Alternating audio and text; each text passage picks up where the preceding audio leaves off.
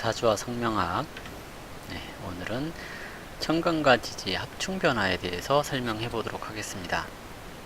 사주에서 천간지지의 합충은 오행의 생극제와 같은 의미를 가지고 있기 때문에 천간 10개, 지지 12개가 생하고 극하는 것만 가지고 생각하지 말고 천간과 지지의 각 글자가 의미하는 오행이 무엇인지도 함께 생각을 해보는 것이 좋습니다. 일단 천간충, 이제 보통은 천간 극이라고 얘기를 하는데요. 극이든 충이든 다 같은 의미이기 때문에 그냥 충이라고 얘기를 해보도록 하겠습니다. 충은 충돌하다라는 의미이고요. 극은 죽인다라는 의미이기 때문에 공부를 하다 보면 천간도 그냥 죽이는 것만 있는 것은 아니다라는 것을 알기 때문에 그냥 충이라고 저는 설명을 했습니다. 근데 대체적으로는 극이라고 주로 얘기를 하죠.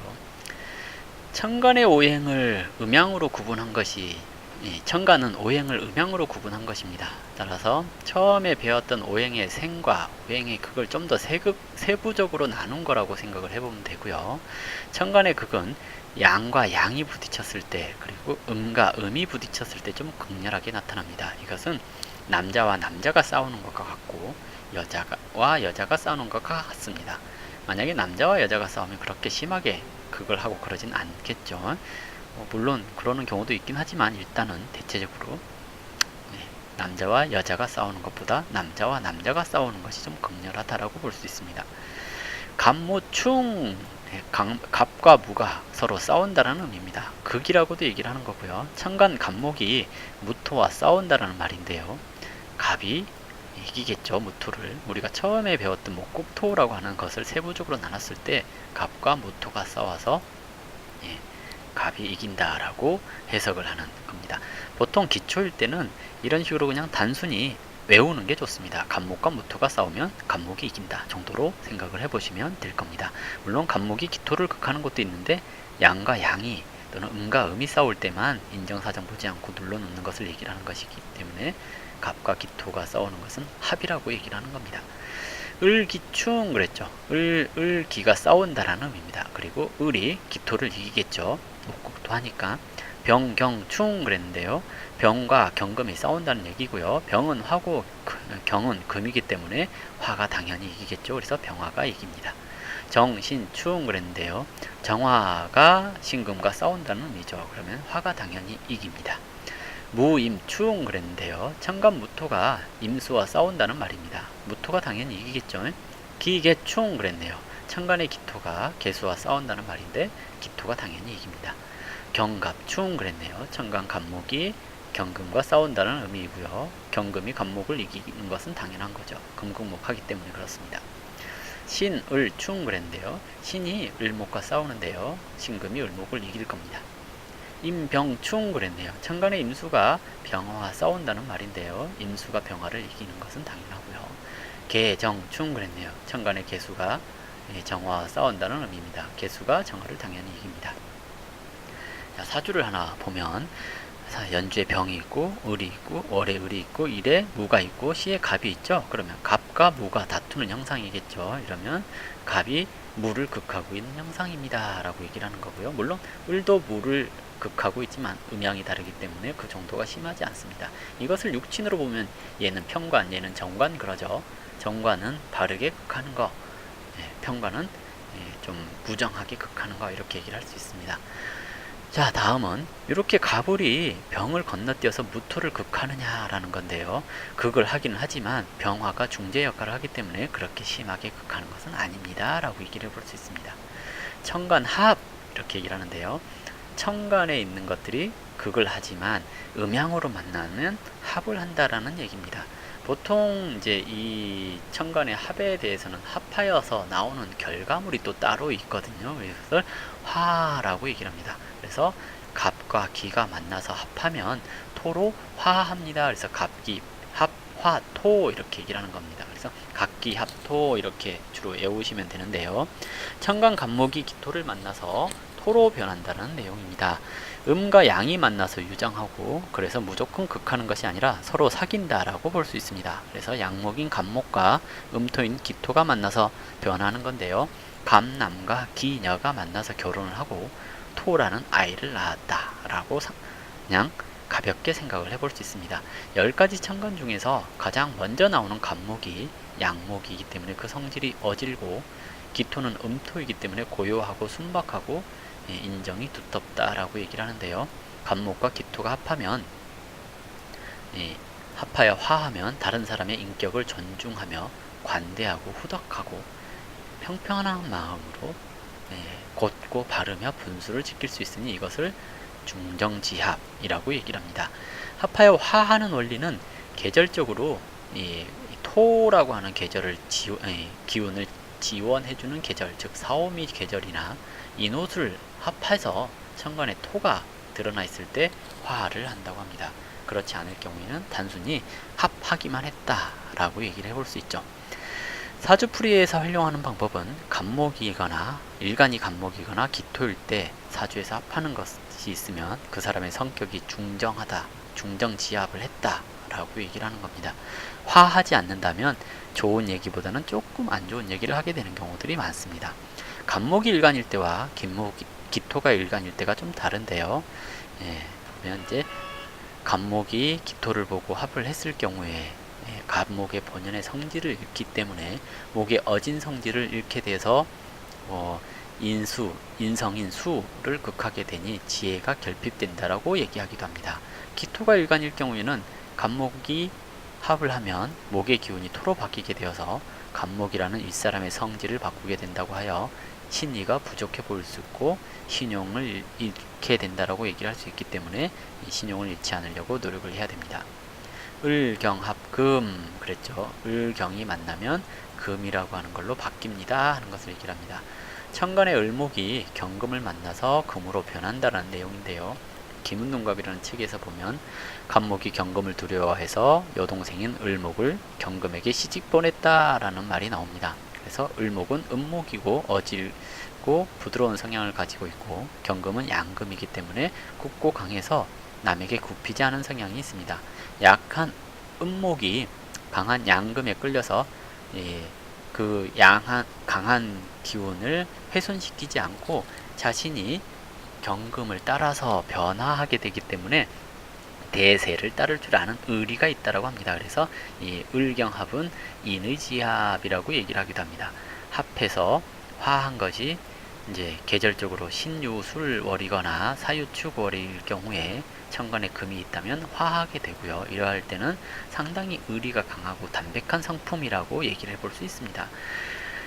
을목일간이나 일간이 사주에서 경금을 만나게 되면 을목이 경금을 만나서 끌려가게 되기 때문에 결단력이 부족해진다 라고 얘기해 볼 수 있고요. 여자가 남자에게 의지하듯이 힘있는 사람에게 의지하려는 경향이 나타날 수 있습니다.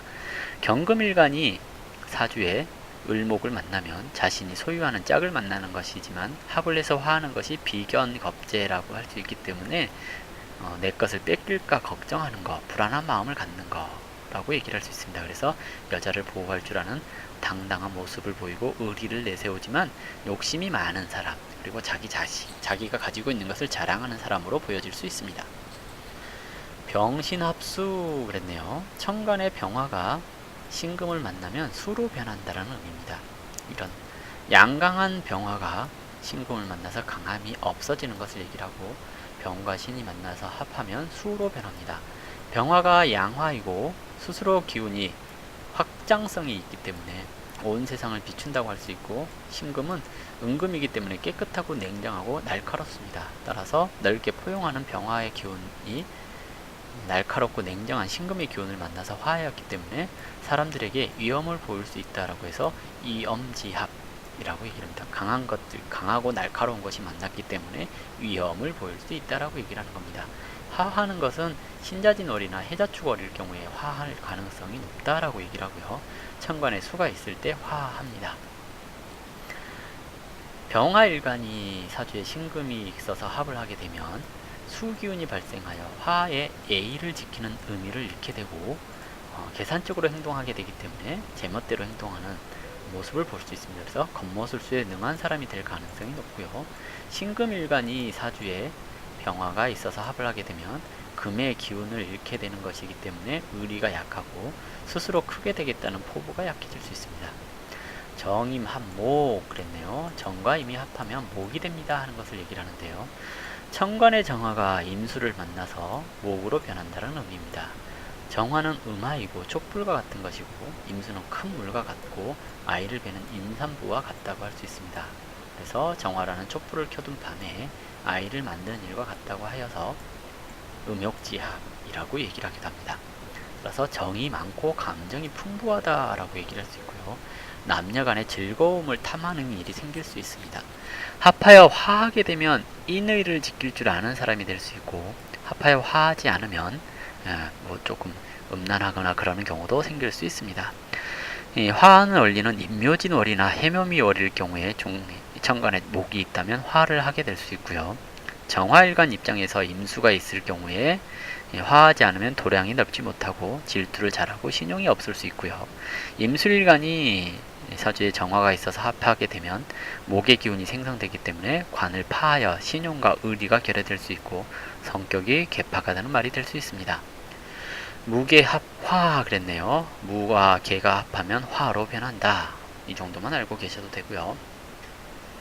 예, 무토는 양토이고 개수는 음수이기 때문에 맑고 깨끗한 물이 물에 흙을 풀어둔 것과 같아서 좋지 않게 봅니다. 늙은 신랑과 젊은 부인이 만난 것과 같다고 해서 무정지합이라고 얘기를 합니다. 정이 없다라는 얘기인데요. 합하여 화하지 않게 되면 나쁜 의미가 조금 더 강하게 됩니다. 이 화하는 원리는 사오미월이나 인오술월에 천간에 화가 드러나 있으면 화할 가능성이 높고요. 무토일간이 사주에서 개수를 만나면 늙은 남자가 젊은 여자와 만난 것과 같고 그래서 겉으로는 다정다감해 보이지만 속으로는 정이 없고 음흉한 면이 있다고 볼 수 있습니다. 개수일간이 사주나 운에서 무토와 합하게 되면 나이 많은 남자를 만났기 때문에 자존심이 강하여도 쉽게 손상이 되고 질투심이 많아질 수 있고 처음에는 거창해도 끝마무리가 부족해질 수 있습니다. 사주를 보면 개축, 무호, 갑진, 병인 이렇게 되었을 경우에 5월에 무토가 개수를 만나서 화가 있으니 이것은 합해서 화했다라고 봅니다. 이런 경우에 이제 화였기 때문에 이 두 개의 의미가 사라진다라고 얘기를 하고 화의 기운이 조금 더 강해진다라고 볼 수 있습니다. 네, 그래서 이제 본성을 버리고 무토를 따랐다라고 볼 수 있고요. 이렇게 됐을 경우 이 사오미절이라도 갑기가 합해서 이 을목이 있어서 화하는 것을 방해하고 있기 때문에 이것은 합했지만 화하지 않았다라고 얘기를 하는 거고요. 이 병자, 경인, 을묘, 경지인일 경우에 경금이랑 을목이 합하려고 했는데 이렇게 또 하나 더 있을 경우에 이것을 쟁합이라고 합니다. 그래서 을목을 두고 경금 두 개가 다투고 있기 때문에 이것도 화하지 못하고 쟁합하였다라고 얘기를 하는 겁니다. 이상으로 천간 합에 대해서 간략하게 설명을 했는데요.